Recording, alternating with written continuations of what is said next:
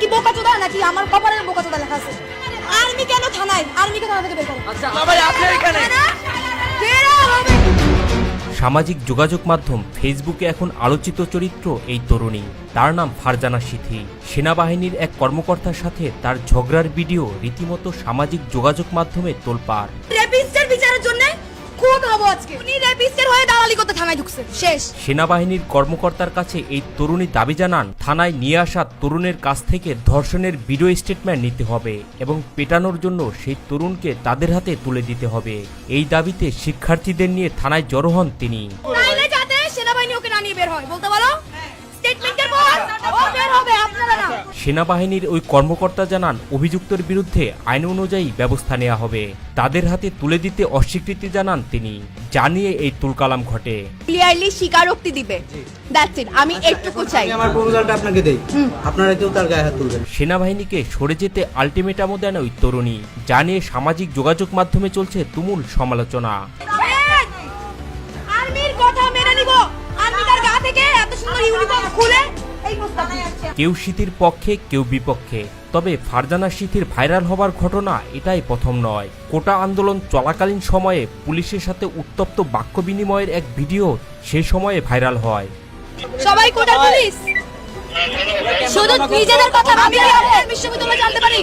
সেই সময় অবশ্য সবাই তার সাহসিকতার প্রশংসা করেন। কেউ তাকে বাঘিনী কন্যা, কেউ অগ্নিকন্যা বলে খেতাবও দেন। এছাড়াও পুরো আন্দোলন জুড়ে সেই সময় বেশ সক্রিয় ছিলেন সিথি। তার বলিষ্ঠ কণ্ঠস্বর বেগবান করেছে আন্দোলনকে।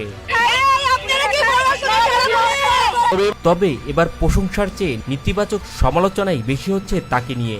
সেনা কর্মকর্তা তাকে বারবার বোঝানোর পরেও তার এমন ঔদ্ধত্যপূর্ণ আচরণ ভালোভাবে নেয়নি বেশিরভাগ মানুষ। অনেকেই আবার আশিক নামের ওই সেনা কর্মকর্তার প্রশংসায় পঞ্চমুখ। তার ধৈর্য ও সহনশীলতা নজর কেড়েছে সবার। এই জন্য তিনি সেনাবাহিনীর প্রধানের কাছ থেকে প্রশংসাও কুড়িয়েছেন।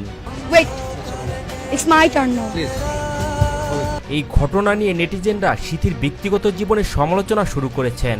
তার পোশাক, চলাফেরা এসব নিয়ে চলছে চুলচেরা বিশ্লেষণ। তার বিভিন্ন সময়ের ভিডিও ছড়িয়ে পড়েছে ফেসবুকে। তবে এমন পরিস্থিতিতে সামাজিক যোগাযোগ মাধ্যম ফেসবুকের লাইভে এসে সবার কাছে ক্ষমা চান তিনি। সবাইকে বলছি, আমার যে ব্যবহার ছিল গতকালকে শেষ 1 ঘন্টার, আমি তার জন্য খুবই দুঃখিত। সিথি বলেন, ওই সেনা কর্মকর্তাকে খুঁজছেন তিনি, তার কাছেও ক্ষমা চাইবেন। বাংলাদেশ আর্মির কাছে আমি খুবই দুঃখিত। এরকম ব্যবহার বা এরকম ব্যাপার আমার কোনোভাবেই করা উচিত হয়নি। আমি তাকে পেলে বা আমি তাকে পেয়ে তার কাছে ক্ষমা চেয়ে আসবো। তার ব্যক্তিগত জীবন নিয়ে সমালোচনা না করতে সবার কাছে অনুরোধ করেন তিনি। আমার কি পোশাক, আমার কি লাইফস্টাইল, এটা না দেখে আপনারা প্লিজ আমার কাজগুলোকে একটু। ফারজানা সিথির ফেসবুক থেকে জানা যায় তার বাড়ি যশোরে। তিনি আন্তর্জাতিক স্বেচ্ছাসেবী সংস্থা দ্য হাঙ্গার প্রজেক্টের বরগুনা জেলার জেনারেল সেক্রেটারি।